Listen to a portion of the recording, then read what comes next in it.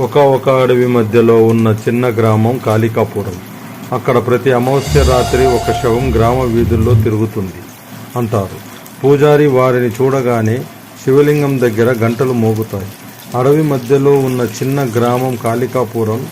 అక్కడ ప్రతి సమస్య రాత్రి ఒక శవం గ్రామ వీధుల్లో తిరుగుతుంది అంటారు. పూజారి వారిని చూడగానే శివలింగం దగ్గర గంటలు మోగుతాయి. ఒకరోజు యువతి అనుషి ఆ గ్రామానికి వచ్చి దీన్ని కేవలం మిథ్య అని అనుకుంది. అమావాస్య రాత్రి ఆమె బయటికి నడిచింది. నల్ల నీడ వెనుకొన పడింది. ఆమె అరుపు వినిపించి అంతలోనే శాంతం. రెండో రోజు నుండి ఆమె కనిపించలేదు.